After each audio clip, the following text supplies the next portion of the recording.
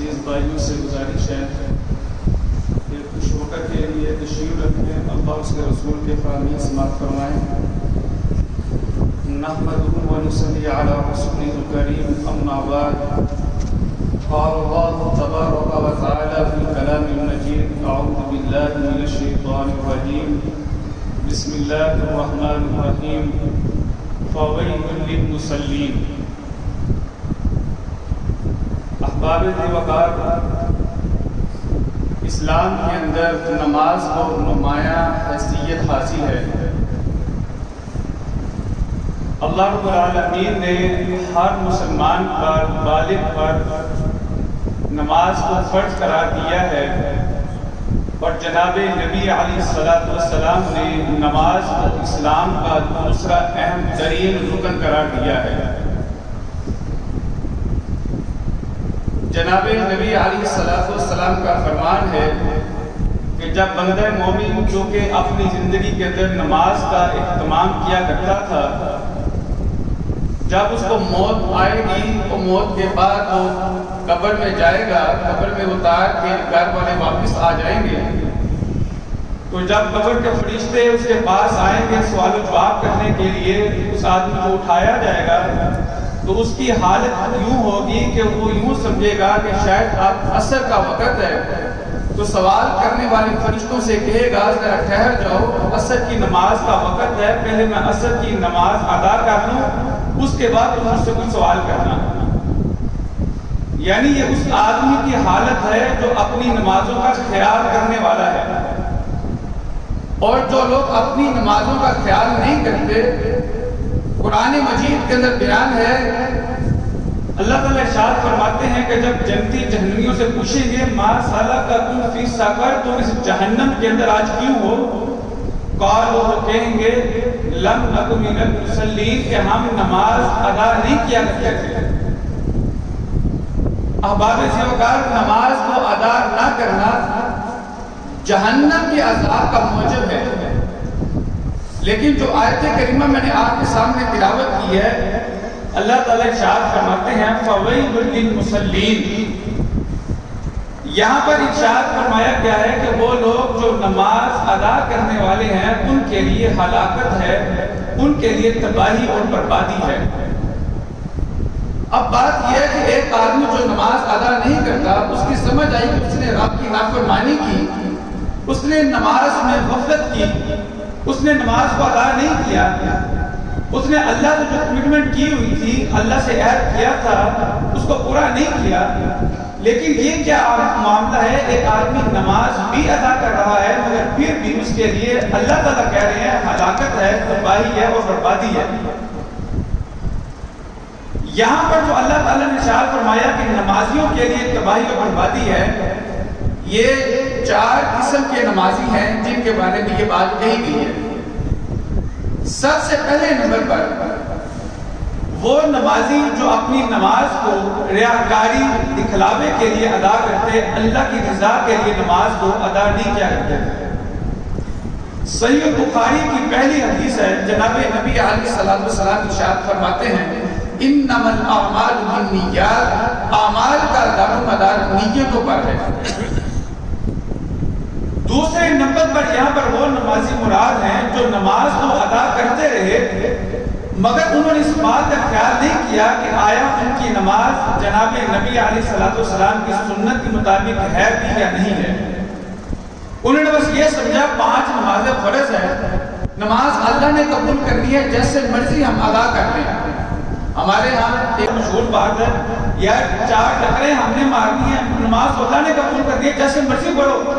یہاں ہاتھ رکھ لو، یہاں رکھ لو، اللہ نے نماز قبول کرنی ہے، نیت اچھی ہونی چاہیے۔ آئیے صحیح بخاری کی حدیث ہے، جناب نبی علیہ السلام مسجد نبوی میں تشریف فرما ہے، آپ نے دیکھا کہ آنے والا آپ ایک جانشاہ آیا، اس نے نماز ادا کی، نماز ادا کرنے کے بعد وہ نبی رحمت علیہ السلام کے پاس آیا اور آگے سلام عرض کیا، کہا السلام علیکہ یا رسول اللہ۔ جناب نبی رحمت علیہ السلام نے اس کی سلام کا جواب دیا اور فرمایا ارجی فصلی انکا لن تصلی، اے میرے صحابی میرے پاس بیٹھو نہیں، اٹھو اور جا کے نماز ادا کرو، ابھی تم نے نماز ادا نہیں کی۔ وہ صحابی دوبارہ گیا، نماز ادا کی، نماز ادا کرنے کے بعد پھر نبی رحمت علیہ السلام کے پاس آیا اور نبی علیہ السلام نے پھر یہی کہا کہ اے میرے صحابی واپس پڑھ کے جاؤ اور جا کے نماز ادا کرو، تم نے ابھی نماز ادا نہیں کی ہے۔ پھر یہ صحابی تیسری بار جا کے نماز ادا کرتا ہے، پھر آتا ہے اللہ کے نبی پھر یہی کہتے ہیں ارجی فصلی، پلٹ جا، واپس چلا جا، نماز ادا کر، تم نے ابھی نماز ادا نہیں کی ہے۔ وہ صحابی جب 3 بار نماز ادا اس نے کی، اللہ کے نبی نے تیسری بار بھی یہی بات ارشاد فرمائی، وہ کہنے لگا اللہ کے نبی مجھے نماز ایسے ہی آتی ہے، آپ سکھلا دیجئے کہ میں نماز کیسے ادا کروں۔ اللہ کے نبی علیہ السلام نے پھر ساری نماز اس کو سکھلائی کہ نماز ایسے ادا کرا۔ یہاں سے یہ بات سمجھ میں آئی کہ جو نماز جناب نبی علیہ السلام کی سنت کے مطابق نہیں، اللہ کے نبی علیہ السلام نے اس نماز کو نماز ہی نہیں کہا ہے۔ تو جب اللہ کے نبی علیہ السلام کی نظر میں وہ نماز نہیں ہے، کیا اللہ وہ نماز قبول کر لے گا؟ تو عزیز بھائیو، جب میرا اور آپ کا عقیدہ یہ ہے کہ اسلام قرآن اور حدیث کا نام ہے، اسلام قرآن اور حدیث کا نام ہے، 2 چیزوں کا نام ہے، تیسری کوئی چیز نہیں ہے۔ اسی طرح پھر اسلام جو قرآن اور حدیث کا نام ہے، اللہ تعالیٰ نے اسلام کو محفوظ بھی کر دیا، یعنی قرآن بھی محفوظ ہے، حدیث بھی محفوظ ہے۔ اور نماز جو کہ اسلام کا دوسرا اہم ترین رکن ہے، اتنا اہم رکن نماز جو اسلام کا ستون ہے، وہ آیا کہ اگر پورا دین محفوظ ہے تو کیا نماز اسلام میں محفوظ نہیں ہے؟ کیا اسلام میں نماز کا طریقہ کار محفوظ نہیں ہے؟ یقیناً اسلام کے اندر نماز کا طریقہ کار محفوظ ہے جو اللہ کے نبی علیہ السلام نے بیان کیا ہے۔ تو دوسرے قسم کے ان نمازیوں کے لیے ہلاکت ہے جو اپنی نماز سنت نبی علیہ السلام کے مطابق ادا نہیں کرتے، جیسے دل میں آیا نماز ادا کرنی ہے، جیسے مولوی صاحب سے سنا ویسے ہی نماز ادا کرنی شروع کر دے گا۔ اور اللہ کے نبی علیہ السلام نے اس کا انجام بیان فرمایا اللہ کے نبی نے جب قیامت کا دن ہوگا، میں حوض کوثر پہ موجود ہوں گا، اپنی امت کا نیک لوگوں کا میں استقبال کر رہا ہوں گا، ان کو حوض کوثر کا میں جام پیش کروں گا۔ تو جناب نبی علیہ السلام ارشاد فرماتے ہیں کہ جب میں اپنے امتیوں کو حوض کوثر کا جام پلا رہا ہوں گا، اور جو میرے پاس میرے امتی آئیں گے ان کی نشانی یہ ہوگی کہ ان کے اعضائے وضو چمک رہے ہوں گے، چہرے چمک رہے ہیں،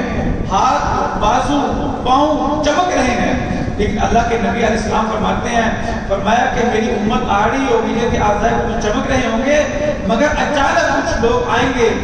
میرے اور ان کے درمیان ایک دیوار حائل کر دی جائے گی، میں جبریل سے کہوں گا جبریل یہ میرے امتی آ رہے ہیں، ان کو میرے پاس آنے دو، میرے پاس آنے سے کیوں روکا ہے؟ تو جناب جبریل علیہ السلام کہیں گے اے اللہ کے نبی یہ وہ لوگ ہیں جنہوں نے آپ کے بعد آپ کے طریقے کو بدل دیا، جنہوں نے آپ کا کلمہ تو پڑھا تھا، جو آپ سے عقیدت کا اظہار تو کرتے تھے، جو آپ پر مر مٹنے کا دعویٰ تو کرتے تھے، مگر اللہ کے نبی یہ آپ کے طریقے کے مطابق نمازیں ادا نہیں کیا کرتے تھے، یہ عبادات میں آپ کے طریقے کو چھوڑ چکے تھے۔ تو اللہ کے نبی علیہ السلام ارشاد فرماتے ہیں، میں اس وقت کہوں گا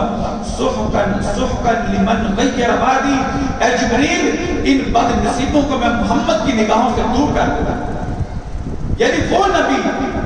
جس نے کافروں سے مار کھا کے بھی کبھی ان کے خلاف بد دعا نہیں کی، لیکن قیامت کا یہ دن ہے کہ جب نبی اپنی امتی کو دیکھنا چاہ رہا ہے مگر اس کے امتی اتنے بے وفا نکلے کہ وہ اپنے نبی کے طریقے کو چھوڑ کر کسی اور طریقے پر رکھ گئے، تو اللہ کے نبی علیہ السلام فرماتے ہیں اس وقت میں کہوں گا سحقن سحقن، یہ لفظ 2 بار استعمال ہوا ہے تنوین کے ساتھ، یعنی اس لفظ کے اندر بہت زیادہ سختی ہے،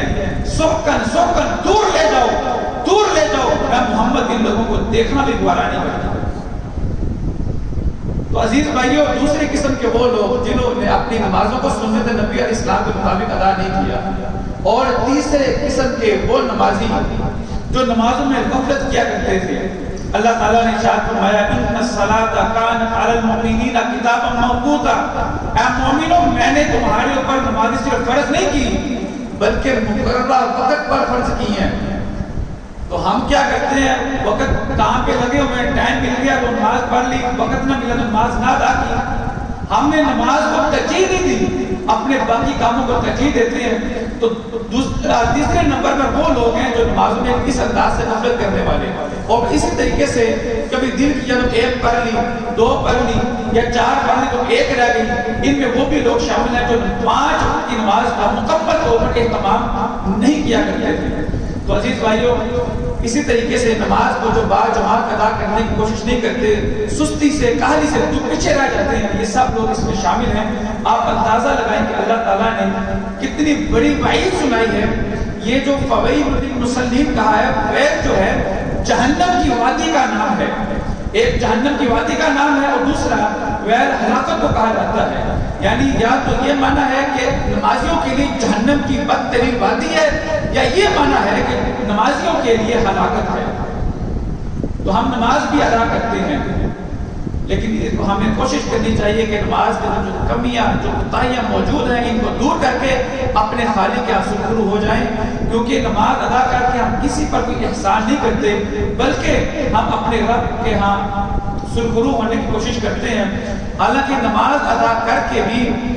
ہمارے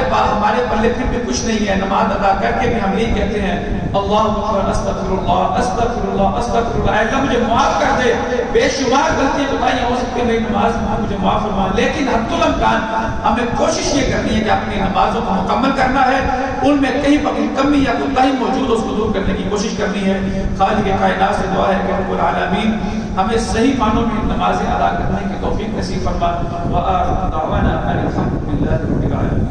مشہور کہا جاتا ہے